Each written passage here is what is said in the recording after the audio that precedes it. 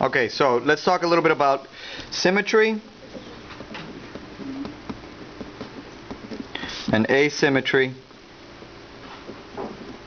for the art mobile that we are doing with our origami pieces. Okay, symmetry and asymmetry. So symmetry is very much like your face, right? In your face, you have one eyeball over here, one eyeball over here, a nose in the middle, a happy face. There we go. Right? It's the same thing like with a painting that is very symmetrical. Alright? Like, if I did a triangle this way over here, I'm going to do a triangle this way over here. If I did a squiggly, I have to do a squiggly that looks the same. Symmetry. It's a mirror. And you have this imaginary axis towards the center. Just like that. Okay? But that's visually. One way to think of it too, and this is for all paintings, is to think of a fulcrum. The fulcrum is this little triangle, right? And it's like a little seesaw. And this is the same thing as your axis, your center of gravity, which is what's happening with these mobiles. You are having a center of gravity. Where is the center of gravity in a mobile? It's going to be the string that ties up to the ceiling. That's your center of gravity. Now, when you have something like this with a fulcrum right here in the middle, if I want to express symmetry, then it would look something like this. Like, let's suppose I put 3 spheres over here, then I would do the same thing over here, 3 spheres, exactly the same. This is symmetry. This is symmetry. So when you guys show me a mobile design in your schematic drawing where you did something like this,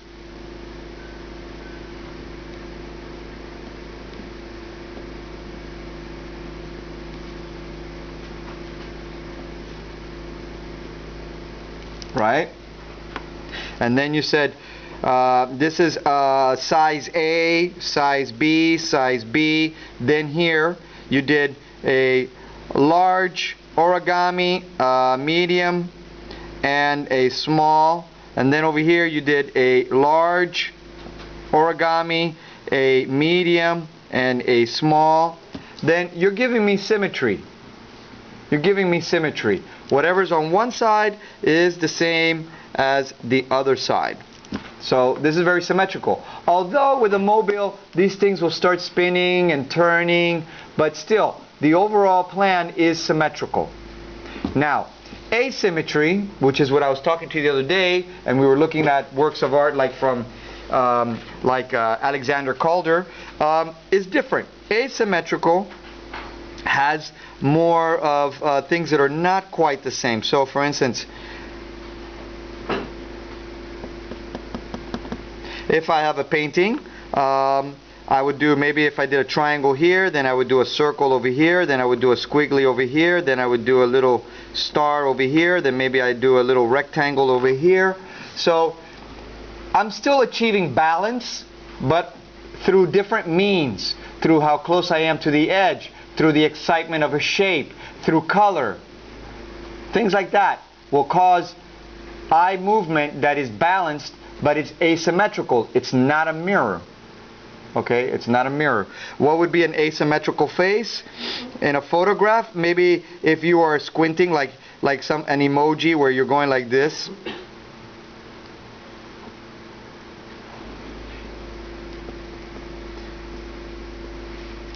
That would be, maybe that's an asymmetrical smirk, Here's my center of gravity. My center axis. So it's not the same as that. Okay? How would I express this through balance? Using the fulcrum. This will probably be a bit more clear now with the fulcrum right here in the middle.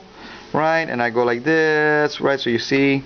So I might have 3 spheres over here balancing one large sphere over there. This is also balanced. The same as this. But this is asymmetrical, symmetrical. Okay? How would I show that in an origami piece? Well, right? I have my string tied to the ceiling. Then I might do something like this. And then I might do something, let's see, something very large over here. Then over here I might do something, you know, even more.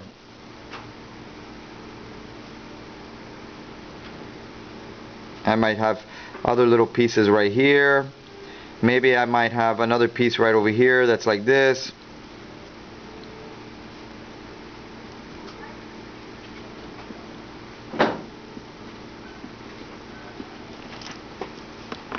This would be considered asymmetrical. It's not a mirror. This is also, you know, this can also be considered to be a challenge, but it does cause visual interest. Now, here's some examples of asymmetry and symmetry expectations. When you go to the bank, or you go to maybe a hospital, even though it's kind of different now, but more so a bank, you can think of a bank looking very much, these old banks looking very much like Roman or Greek temples. You know, with the columns, you know, 3 columns to the left, 3 columns to the right. Where's the entrance to the bank? In the middle of the building, not on the corner. This kind of visual architecture of symmetry makes you feel that it's very solid and very stable. So symmetry is very solid and stable and predictable. The only pitfall of that is that it can be boring. But then again, you want to go to a bank and put your money in there, and you want the bank to be boring. You want it to be safe, right? But if you're going to a club, you don't want to go to a club that looks like a bank, that's boring. The club should be exciting. The club might have a secret back entrance or a corner entrance. The club maybe have diagonals in there. So it's very different, your expectations between one and the other in terms of place or how we dress, things like that. Now, all right, let's talk about now how we do some of the wiring. Okay, now the wiring. When I give you some wire for the mobile, all right, we'll call this the yes and the no. Okay, this is what I don't want to see. I don't want to see this, then this, then this, and then this. That's a no. I don't know what that is. It doesn't even have the sticks. You're not even labeling it correctly. You're not even telling me what the origami is, what size the origami is, what size the wires are. That's not what I'm expecting with the schematics. What am I expecting from the schematics? I'm expecting this. Then I'm expecting, okay, there's this wire. Is this the largest wire? Okay, then label it A. Then you might have something like this. You might do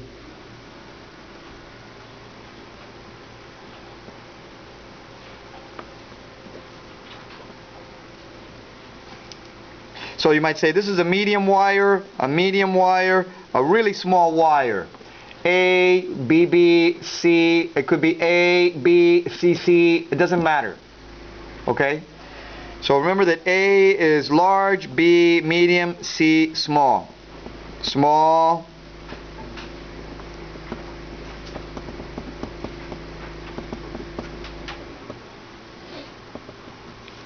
large. Okay? So, no to that, yes to this. This is not done yet. I need to see also, what is it? Yeah, you could do a large circle and a medium circle and a small circle to tell me that these are small. But I really do want to see this. I want to see that you say this is a crane and this is an Alice Gray butterfly, or this is the Yamaguchi. Or you're going to do a different kind. You're going to be like, oh, this is my hummingbird. This is going to be the shark origami. Large, medium, small. I need you to tell me what these are. Okay? And I need you to label them correctly. I also use the whole paper. Don't make it very small on a small section of the paper. Use up the whole paper. Alright? When you grab wire, I want you to think about I want you to think about what you can do with the wire. I know I said this before, but I want to explain it one more time while I have everybody's attention here. Just this one time, right? Because the wiring, it can be very different. All right, you can explore, and in your schematic you can draw this in the schematic drawing, or you know, let's suppose you don't have it in your schematic drawing and I already gave you a grade for it, but that doesn't mean that you can't change it. You can also erase your schematic or draw another one and put it in your sketchbook. That would be great. But remember that you can have your wire and you can be somewhat rectilinear or curvilinear, or you can even do something like this. You have spirals that you can do. Just keep in mind that this wire is you can bend it very easily. Even with my hand I can do this. I can do this even without the plier. It's a little tough to do this. It does hurt my fingers a little bit to do that, but I could do that, right? The thing about this wire is that once you bend it, if you keep bending it and oh no I don't like that, and you keep bending it and bending it and bending it, after a while the wire does heat up, it can break, or you just have some kind of a weird ugly wire like this. So when you use your pliers, the needle nose pliers, right, because these are like a needle and this is the nose of the plier and it's like a needle, you want to use it this way. Okay, so you have your piece here. This is your wire. Let's suppose you're going to do, right in the middle of this, you're going to do a loop. Okay, you can also do a loop a little bit to the edge. You don't have to be in the middle. That's a bit of a challenge. So if I grab this, I want the loop to be up above. So I can either twist this or I can hold this like this and just simply take the wire. Let me see if I can do it this way. Take the wire and bend it this way, and take the other wire and bend it this way. I can do that. That's one way. There it is. Another way is, instead of bending the wire, bend the needle. Bend the plier. So I can grab the plier on the tip, grab it like that, and I can just simply turn this like that. There it is. What if I want to do some weird shapes here? Okay, wherever you pinch, you know, is where you're going to bend it. So suppose I'm going to bend it up, then I want to bend this down over here, then I'm going to bend this down. Then maybe here I want to do a sideways, you know, maybe I want to curve it. I want to go like this, right? And then I want to maybe spin it this way.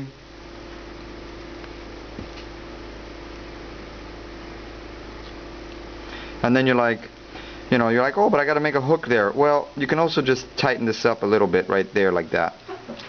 Maybe, you know. And if that doesn't work very well, you can also just respin it back up like that. It doesn't matter. But you can play with this. Don't try to make your signature or your name. You could, but it's just it may be too much. Next thing I want to talk about real quickly is the string when I give it to you, and what you're going to do with the string. Now, the string on the top part should be very easy versus the bottom part where you're hanging it on the origami. So when you take this, for putting the string on the wire, okay, you don't need to do the square knot. You just need to take the string like this, okay, and you're just going to go ahead and loop it around. Let me see, let me do this bigger so that way you guys can see it. There it is. Loop it around like this. I think most of you know how to do that. Alright, once you have this in there, you're going to go ahead and then just go ahead and take this wire and poke it through this way. Right, you see how I'm doing this? You're going to go this way, and then you're going to then pull this way like this. That's what you're going to do. If you need to take the wire off, the string off the wire, go ahead and grab it out like this.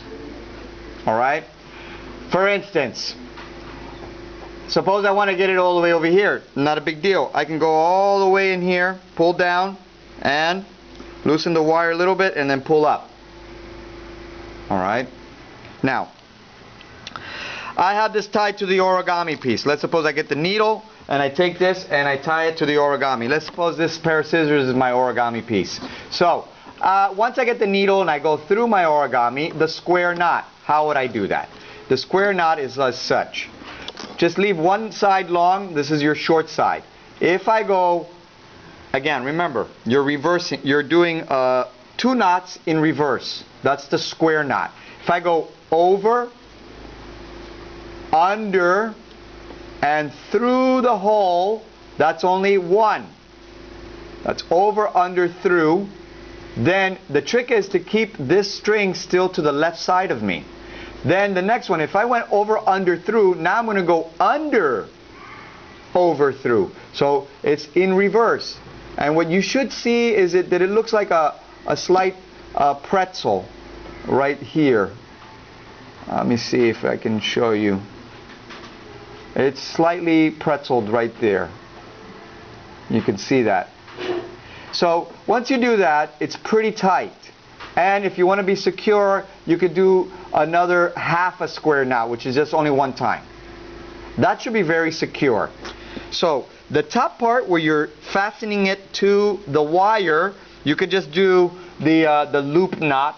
But on the bottom, when you get the needles and you go through your origami pieces, you need to do the square knot. Okay? All right. And then I think that should be all that I want to explain right now. Very quickly, let me see something here to show you very quickly. So you can see that for the crane, I did the knot right here. For the crane, I did the knot right here. Right? For the butterfly, I did the knot past this little lip. If you're going to do the butterfly, do it past the lip. Do not put it right there, put it past the lip. Or you can also explore maybe right there. Maybe you want the butterfly like this. Okay? So these are some ways. The other thing too is do not do a double wire here. Just do a single, so that way this spins nice in 360. But you can see how I have this here. You see? I can easily take it off, and I can easily put it back in by just simply going like that and then pulling it through. Alrighty? Okay, everybody. I hope that helps a little bit.